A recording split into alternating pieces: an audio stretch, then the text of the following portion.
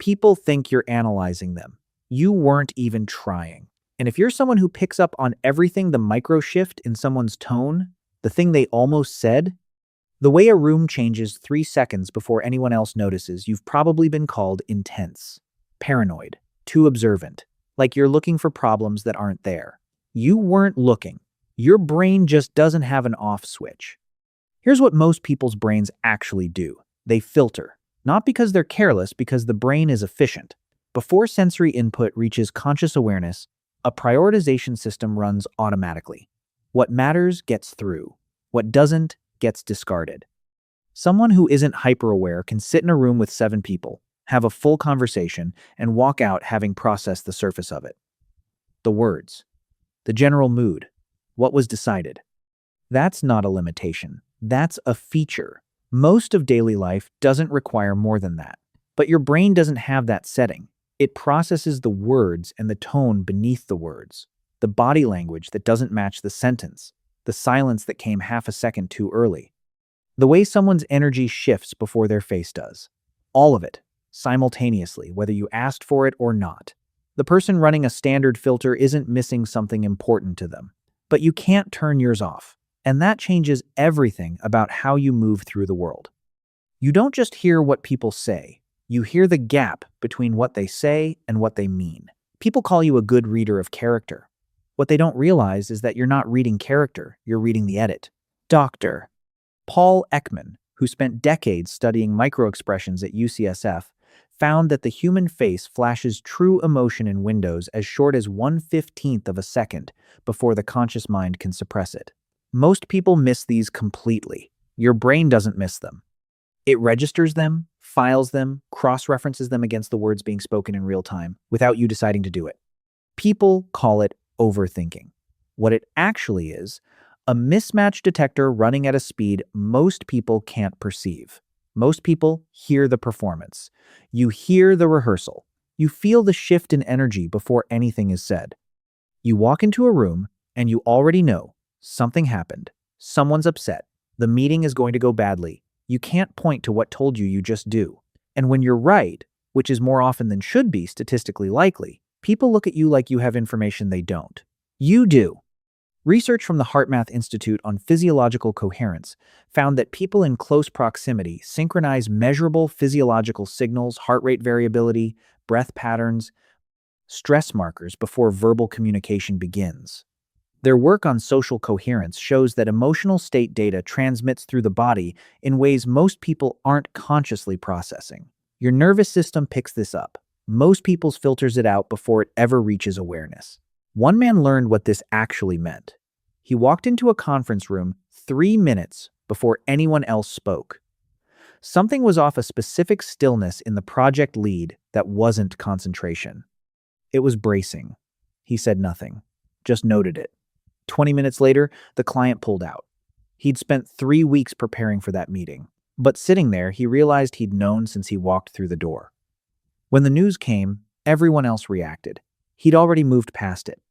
You didn't imagine the tension in that room. You just finished processing it before everyone else found out it was there. Small talk exhausts you, and not in the way people think. You come home after a party, and you're not tired from the people, you're tired from everything you processed that the people didn't know you were processing. The argument happening under the surface of someone's too cheerful laugh. The person across the room performing fine but running on empty. The story that didn't quite add up in the 3rd sentence. You weren't trying to find any of it. But your brain cataloged it anyway, running background analysis the entire time you were talking about weekend plans and streaming shows. Dr. Tiffany Watt Smith, in The Book of Human Emotions, documents how depth of processing directly correlates with energy expenditure in social settings, not because depth processors are more anxious, but because their cognitive load is genuinely and measurably higher.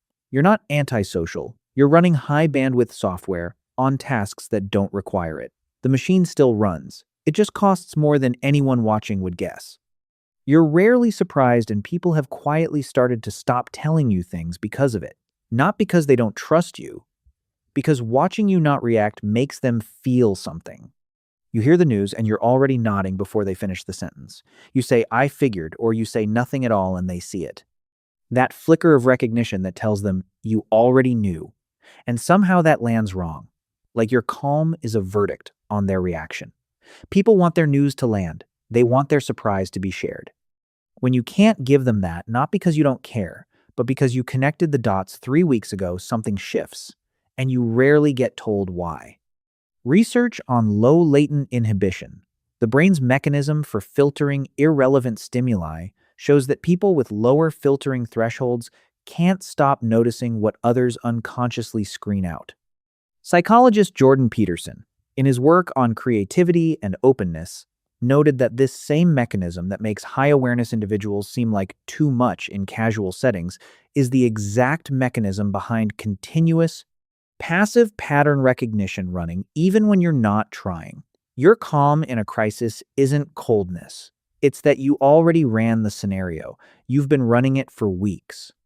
And here's what that actually gives you that most people don't have. You are rarely blindsided. While others are still in the reaction phase, you're already in the decision phase. That gap between their surprise and your next move is the practical edge of being wired this way. They call it unsettling. You call it Tuesday. But here's what I need you to sit with. Is your hyper-awareness protecting you, or has it become a reason to never fully trust anyone?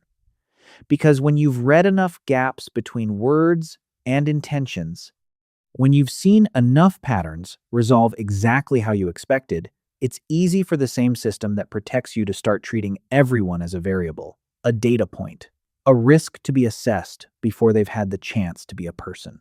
Is it scanning or is it armor? Both look identical from the outside. Only you know which one is running. You absorb emotional states that don't belong to you. Someone walks in carrying frustration. 20 minutes later, you're carrying it too, even though nothing was directed at you, nothing was said. You leave the interaction drained in a way that doesn't match what actually happened.